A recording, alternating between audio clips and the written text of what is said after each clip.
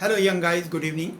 You are welcome in the zoology class organized by Society of Career Technology and Jan Vikas Mahasabha. We were discussing about blood. Today we will talk about blood clotting and blood grouping. In fact, there is a word hemostasis. Hemostasis is a word which includes many activities.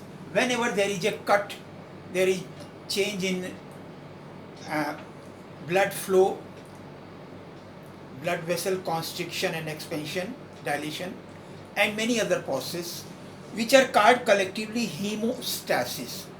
And in hemostasis, one aspect is the blood clotting. In blood, we have an inherent capacity that whenever there is a cut, blood starts oozing. Within 3-4 minutes, blood bleeding stops and blood makes a clot, a thick gel-like substance, and bleeding stops. So it is for safety purpose to avoid blood loss. And actually in our blood plasma we have a soluble protein fibrinogen, and that fibrinogen at the time of clotting is changed into insoluble fibrin threads which make the clot. And this change is stimulated by another reaction. There is an inactive compound prothrombin, and this prothrombin is changed into active thrombin. Then this active thrombin converts soluble fibrinogen into insoluble fibrin clot. But what are the factors which stimulate the activation of prothrombin into active thrombin? For this, 4 theories have been given by different scientists. One is Best and Taylor's theory. Best and Taylor's theory says that at the time of tissue injury,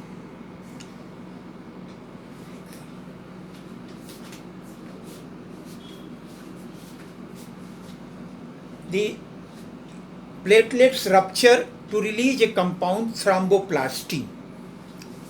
Whereas Fuld and Spiro's theory says that by the rupture of platelets, another enzyme is secreted called thrombokinase. So both thromboplastin and thrombokinase, either thromboplastin or thrombokinase, in presence of calcium ion, they convert inactive prothrombin into active thrombin, and now this thrombin converts soluble fibrinogen into insoluble fibrin clot. There is one Howell's theory. Howell's theory says that in our blood, from the very beginning, there is a compound antithrombin, and this antithrombin checks the conversion of inactive prothrombin into active thrombin. Now what happens whenever there is a tissue injury? Cephalin phospholipid is released, and that cephalin neutralizes this antithrombin. So when antithrombin is neutralized, the inactive prothrombin is changed into active thrombin, and that it stimulates conversion of soluble fibrinogen into insoluble fibrin clot. Another theory was given by Macfarlane's cascade theory. Macfarlane's cascade theory says that like a cascade or a ladder, about 23 factors are there, which some of them are present from the very beginning, which are called intrinsic factor, and some factors are formed externally, so they are called extrinsic factors. Both together come together and activate inactive prothrombin into active thrombin. So this was about blood clotting and hemostasis. Now we will talk about blood grouping. Actually in 1940, Karl Landsteiner observed that in many cases of road accident and injury, when there was too much blood lost to a patient, and blood from another person was given to that patient, sometimes the patient died. Why? Then he discovered that there are 4 types of blood groups in human being, which are called ABO blood grouping. There are many series. There is ABO blood grouping, there is RH blood group, there is Mn blood group. Today we will talk about ABO blood group. So in ABA blood group is an example of multiple alleles. In normal Mendelian inheritance, there were only two alleles for one character.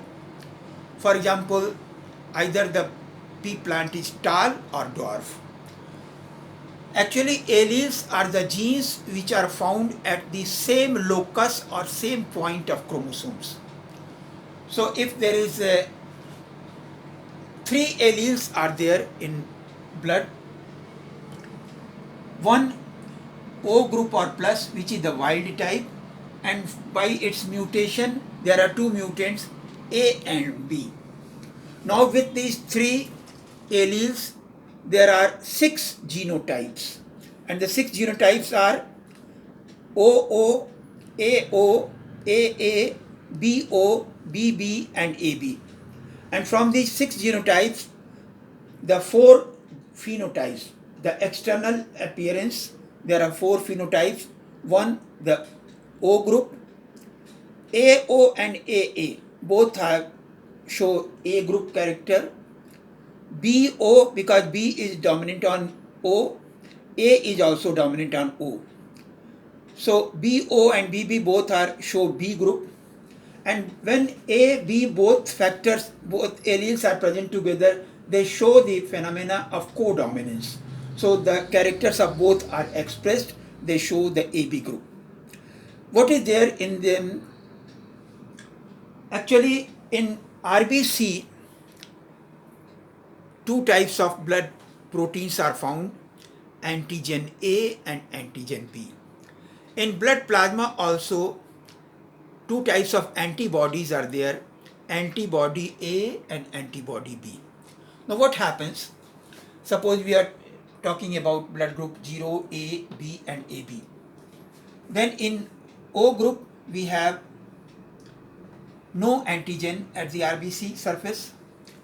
In persons of A blood group, there is antigen A.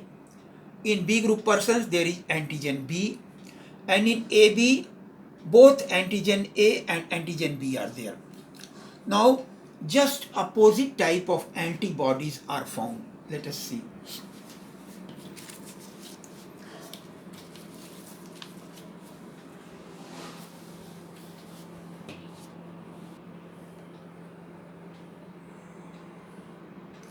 So antibodies are Y-shaped molecules, and in persons of all 4 blood group, we have antibodies which are just opposite to the type of antigen. So in persons of blood group O, where there is no antigen, both antibody A and antibody B are found. In persons of A blood group which have antigen A, they contain antibody B. In persons of blood group B which have antigen B, we have in blood plasma antibody A. And in persons of AB blood group, both antigen A and antigen B are there, so no antibody are found. Whenever blood of a person is given to another person, that experiment is called blood transfusion.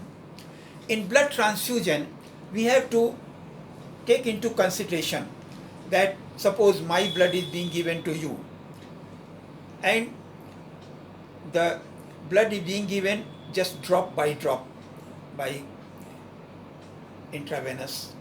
So if my blood have an antibody against antigen present in recipient's blood, antibody present in my blood will be diluted. But if there is an antibody present in the recipient's blood, it will react with the antigen of the donor's blood, and immediately all RBC will just attach with each other and causes agglutination. How it happens, let us see. In this blood transfusion, the important point is that for donor antibody is not going to make any reaction. So, and the antigens are to be affected by antibody present in the recipient. So in donor we have to consider the antigens, and in recipient we have to consider the antibody. Now here you can see that in persons of blood group A which have antigen A, persons of group A have antibody B, so it will not have any reaction, it can be given. This sign indicates that it can be given. Here group B contains antibody A, it will react with antigen A, so it cannot be given. Group AB have no antibody, it can be given. Group O have both antibody A and antibody B, so it cannot be given. Now for group B person have antigen B, it will not react with antibody B.